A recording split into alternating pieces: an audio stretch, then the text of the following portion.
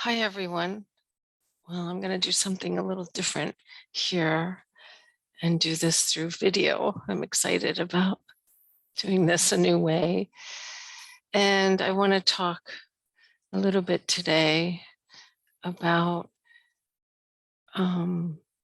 celebrating life and the movement to peace globally. And I'm going to start with a question. What if we weren't constantly celebrating loss of life from fear and harm? What would our world look like? What would our lives look like?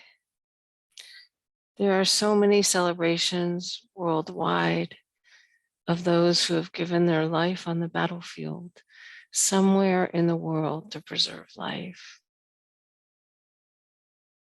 Being that is always of some fear of survival has been part of Earth for the last 20,000 years when the veils dropped. War, going to war, healing from war. There are so many layers of it that I see.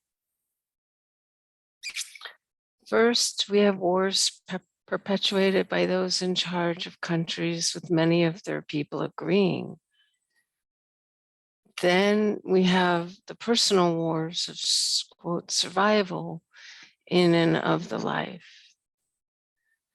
Then, where it is all sourced from, are the wars within each of us that consumes us from our fears and does not allow our own immensity of our own light and love and peace to come forward, because we forget we can.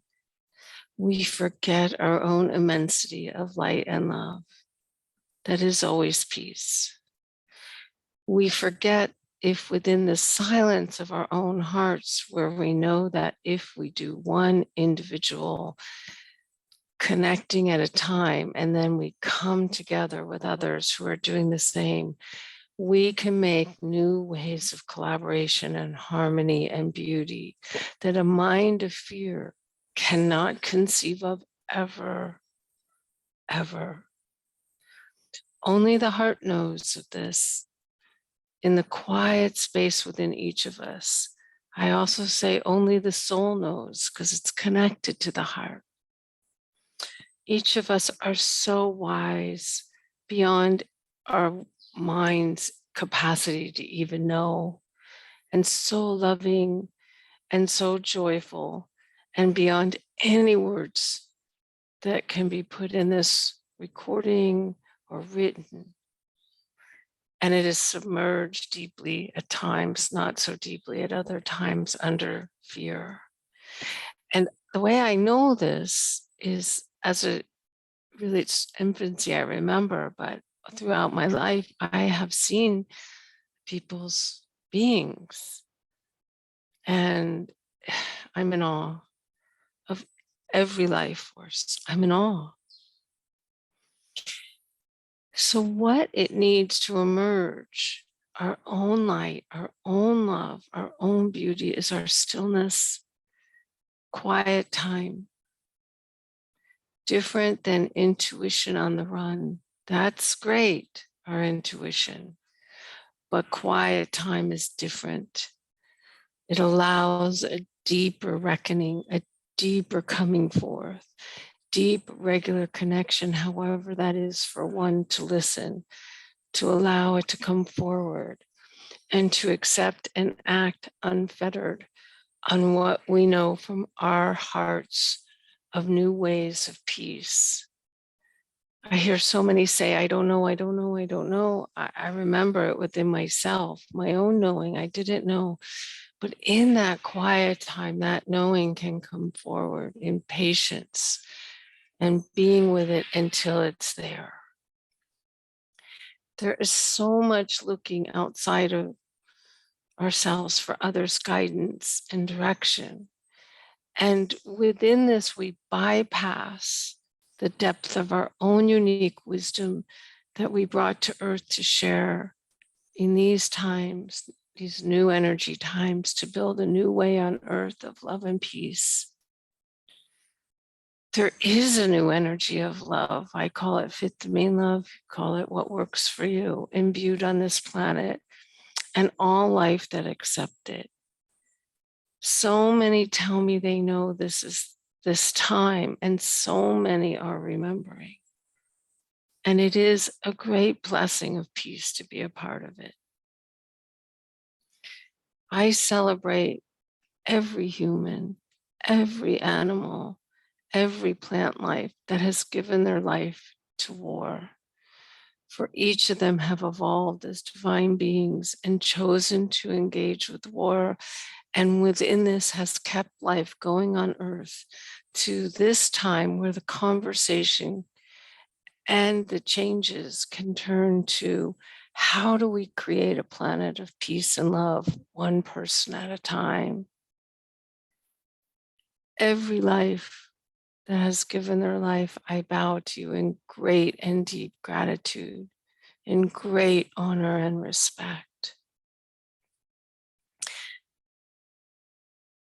The question that I see is what would happen if we weren't spending time celebrating every life that gave its life to war because our heart-based choices of love and wisdom abolished war completely on the planet. When I say spending time, I'm including the worry and anxiety before the war, during the war, and the after effects of the war, and the healing on the psyches of the war. What would happen if we each took more time to allow, to listen, to hear, to follow the way of our inner knowing, our inner love and wisdom, rather than jump at the fear?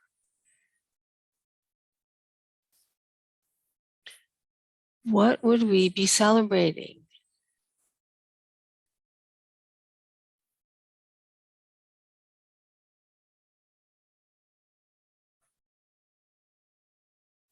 How would co-creation and collaboration, sharing with each other of all life on earth, change?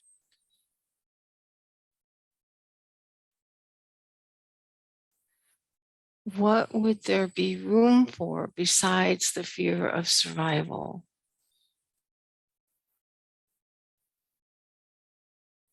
What beauty could come forward? What new ways could come forward? And we have this inside of ourselves. We want to tell ourselves these things. I engage with a lot of people and a lot of courses where people are engaging with this and they are discovering this. And I see it elsewhere around the world. What would happen on Earth if the thought of war and all of its effects could not be a thought because it didn't exist, because war didn't exist? What resources of abundance would we truly have and create together? What would our communities really be like? Within the heart, if allowed, it will be shown. We are all immensely wise in ways of love, how to step out of fear. And for each can bring their uniqueness, because that's what we all came here for now, to create this always state of peace on Earth. That is part of Earth's evolutionary plan for now in the future. Can we start now? It would be sourced in love. Everything is. Nothing can be created, even fear, without love. It's the substance of the whole cosmos of energy. There is a groundswell of this happening with so many on earth, and we are finding each other. Let's deepen that. Let's connect. Let's find each other. Let's share what we know of creating from love and peace.